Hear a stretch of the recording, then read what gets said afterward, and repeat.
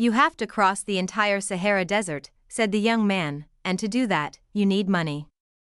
I need to know whether you have enough. The boy thought it a strange question. But he trusted in the old man, who had said that, when you really want something, the universe always conspires in your favor. He took his money from his pouch and showed it to the young man. The owner of the bar came over and looked, as well. The two men exchanged some words in Arabic, and the bar owner seemed irritated. Let's get out of here, said the new arrival. He wants us to leave. The boy was relieved. He got up to pay the bill, but the owner grabbed him and began to speak to him in an angry stream of words. The boy was strong, and wanted to retaliate, but he was in a foreign country. His new friend pushed the owner aside, and pulled the boy outside with him. He wanted your money, he said. Tangier is not like the rest of Africa. This is a port, and every port has its thieves. The boy trusted his new friend. He had helped him out in a dangerous situation. He took out his money and counted it. We could get to the pyramids by tomorrow, said the other, taking the money. But I have to buy 2 camels. They walked together through the narrow streets of Tangier. Everywhere there were stalls with items for sale.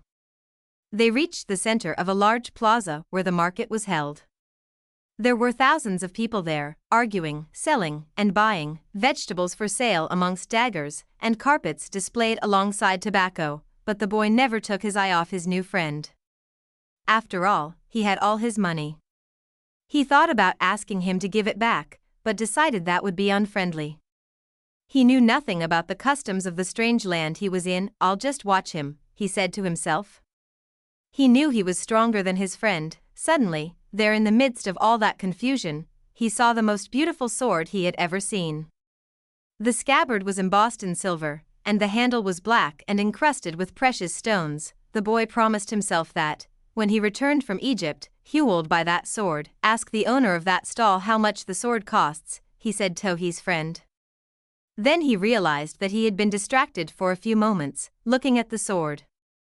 His heart squeezed, as if his chest had suddenly compressed it. He was afraid to look around, because he knew what he would find. He continued to look at the beautiful sword for a bit longer, until he summoned the courage to turn around. All around him was the market, with people coming and going, shouting and buying, and the aroma of strange foods. But nowhere could he find his new companion. The boy wanted to believe that his friend had simply become separated from him by accident. He decided to stay right there and await his return. As he waited, a priest climbed to the top of a nearby tower and began his chant. Everyone in the market fell to their knees, touched their foreheads to the ground, and took up the chant. Then, like a colony of worker ants, they dismantled their stalls and left. The sun began its departure, as well. The boy watched it through its trajectory for some time, until it was hidden behind the white houses surrounding the plaza. He recalled that when the sun had risen that morning, he was on another continent, still a shepherd with 60 sheep, and looking forward to meeting with a girl. That morning had known everything that was going to happen to him as he walked through the familiar fields.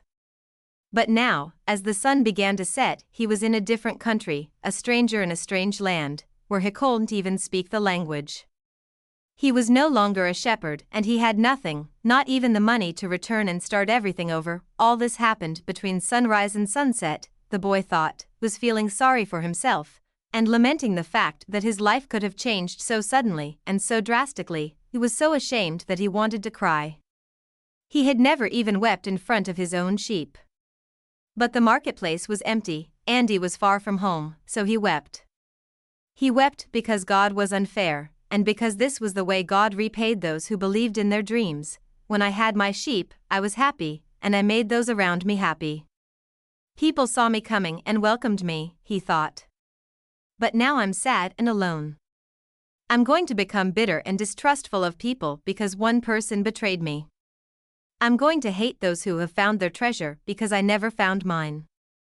And I'm going to hold on to what little I have, because I'm too insignificant to conquer the world. He opened his pouch to see what was left of his possessions. Maybe there was a bit left of the sandwich he had eaten on the ship. But all he found was the heavy book, his jacket, and the 2 stones the old man had given him. As he looked at the stones, he felt relieved for some reason. He had exchanged 6 sheep for 2 precious stones that had been taken from a gold breastplate. He could sell the stones and buy our turn ticket. But this time I'll be smarter, the boy thought, removing them from the pouch so he could put them in his pocket. This was a port town, and the only truthful thing his friend had told him was that port towns are full of thieves. Now he understood why the owner of the bar had been so upset. He was trying to tell him not to trust that man. I'm like everyone else, I see the world in terms of what I would like to see happen, not what actually does.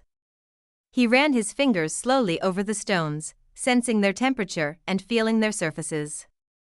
They were his treasure. Just handling them made him feel better. They reminded him of the old man. When you want something, all the universe conspires in helping you to achieve it, he had said. The boy was trying to understand the truth of what the old man had said. There he was in the empty marketplace, without a cent to his name, and with not a sheep to guard through the night. But the stones were proof that he had met with a king who knew of the boy's past. They're called Urim and Thummim, and they can help you to read the omens. The boy put the stones back in the pouch and decided to do an experiment. The old man had said to ask very clear questions, and to do that, the boy had to know what he wanted. So he asked if the old man's blessing was still with him. He took out one of the stones. It was yes. Am I going to find my treasure? He asked. He stuck his hand into the pouch and felt around for one of the stones. As he did so, both of them pushed through a hole in the pouch and fell to the ground. The boy had never even noticed that there was a hole in his pouch. He knelt down to find Urim and Thummim and put them back in the pouch. But as he saw them lying there on the ground, another phrase came to his mind: learn to recognize omens, and follow them. The old king had said an omen. The boy smiled to himself. He picked up the 2 stones and put them back in his pouch. He didn't consider mending the hole. The stones could fall through any time they wanted. He had learned that there were certain things one shouldn't ask about, so asked it to flee from one's own personal legend. I promised that I would make my own decisions, he said to himself, but the stones had told him that the old man was still with him, and that made him feel more confident. He looked around at the empty plaza again, feeling less desperate than before. This wasn't a strange place. It was a new one. After all, what he had always wanted was just that, to know new places. Even if he never got to the pyramids, he had already traveled farther than any shepherd he knew. Oh, if they only knew how different things are just 2 hours by ship from where they are, he thought. Although his new world at the moment was just an empty marketplace, he had already seen it when it was teeming with life, and he would never forget it. He remembered the sword. It hurt him a bit to think about it, but he had never seen one like it before. As he mused about these things, he realized that he had to choose between thinking of himself as the poor victim of a thief and as an adventurer in quest of his treasure. I'm an adventurer, looking for treasure, he said to himself. He was shaken into wakefulness by someone.